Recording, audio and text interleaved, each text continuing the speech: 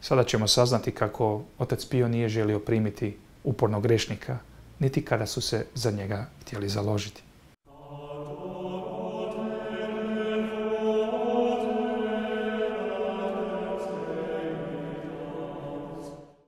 Hvala Isus i Marija. Moje ime je Vid Milković i dobrodošli na kanal Stopama Padre Pija. Kapucin, mistik, čudotvorac, čiji zagor i danas je vrlo moćan. Ako vi, član vaše obitelji ili prijatelj i poznanik, ste prijeko potrebni ovoga moćnoga zagovora, pratite ovaj kanal i saznaćete. Ova nas priča vraća par godina prije nego što je naš sveti otac Pio preminuo, odnosno otišao u nebo.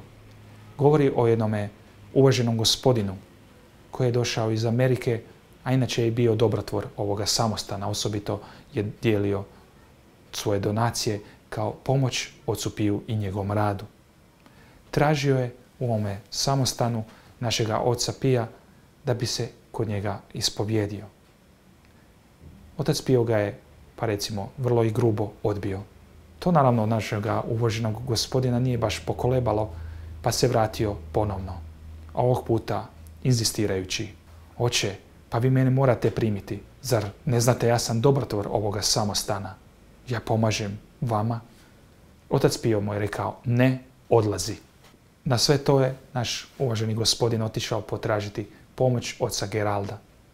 Otac Geraldo mu je rekao da sigurno otac Pio ima neki razlog zašto ga ne želi primiti u svetu ispovjed.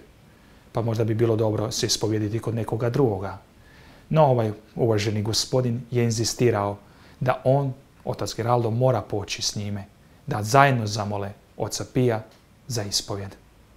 I tako kroz razgovor prije nego što su krenuli nazad prema samostanu, otac Geraldo je saznao da ovaj uvaženi gospodin uz svoju ženu ima i mladu ljubavnicu koju je često posjećivao.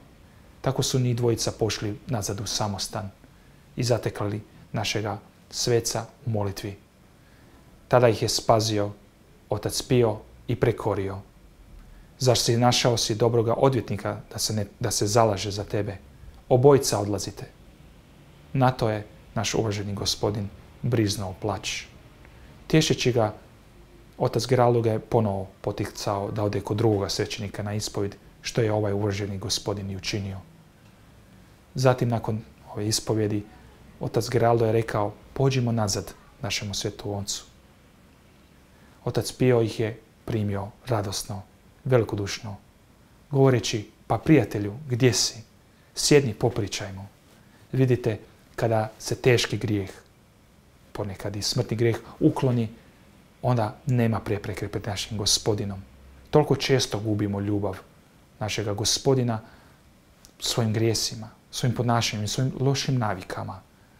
Naš otac Pio je to prepoznao i znao je da to je ono što priječi ovoga uvaženog gospodina, da oni opet ostvare puni odnos. Da on ostvari puni odnos s našim gospodinom. Na kraju ovoga kratkog razgovora, sve što mu je otac Pio poručio: dragi moj prijatelju, kada se budeš vraćao u Ameriku, nemoj više griješiti, jer me razumiješ. Nakon godinu dana, ovaj uvaženi gospodin pisao je iz Amerike ocu Geraldu, tražeći ponovni susret s našim ocem Pijem.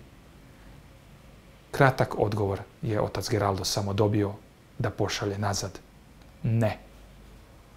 Na to je naš otac Geraldo tražio: pa što se to dogodilo? Kontaktirao je kćer ovog uvaženog gospodina i saznao da se otac vratio u lošoj navici. Produbio je, nažalost, taj grešan i težak grijeh sa svojom ljubavnicom, što je stvaralo velike neprilike u obitelji, velike tenzije. Prošlo još nekoliko mjeseci i naš uvaženi gospodin ponovo je pisao: smije li posjetiti oca Pija? Tada je otac Pio rekao: zašto ne, neka dođe. To znači da se nešto promijenilo u ovom uvaženom gospodinu. Da, taj težak i uparan grijeh je ispovjeđen. Uvaženi gospodin se odrekao i vratio se sakramentalnom životu, vratio se životu u svojoj obitelji. Nije više griješio. taj radosni susret koji Gospodin uvijek traži u svetoj ispovjedi, možemo mi i danas već susresti. Potražimo svećenika, ispovjedimo pa i te grijehe koje nas uporno odvajaju od milosti Božje. Otac Pio, kao što vidite, pa tako po milošću Gospodina, znao je grijehe, pa i one skrivene, koje su možda samo poznate dragome Bogu. Tako i Gospodin uvijek čeka u ispovjedi preko svog ispovjednika. Predajmo mu, jer ništa se pred njim ne može sakriti. Nemojmo se ustručavati, pa i najsitnije grijehe mu ispovjediti. Vratiti se u ispovjedionicu, ako je potrebno, i iznova i već i sljedeći tjedan, da se riješimo i tog teškog grijeha koji nas prati, kojeg smo možda zaboravili. Potičemo vas na redovite ispovjedi. Ja osobno i mnogi osobe koje poznajemo redovito idu na svete ispovjedi. Najmanje 2 puta mjesečno. U mom slučaju 1 put tjedno trudim se doći, jer svakoga dana griješimo, vrijeđamo našega Gospodina. Nemojmo to učiniti ni još jedan dan da prođe bez svete ispovjedi, bez tog predivnog sakramenta koje nam je Gospodin dozvolio preko svojih divnih svećenika. Vidite da Gospodin uvijek i žurno nas čeka u ispovjedaonici. Kontaktirajte nas i posjetite nas na našoj web stranici www.stopamapadrepia.hr i saznaćete kako nam možete pomoći, da se učlanite, da dobijete te preko potrebne milosti za sve te mise koje slavimo na čast našega svetoga oca Pija i na vaše nakane. Želimo vam svako dobro i obilje Božje blagoslova.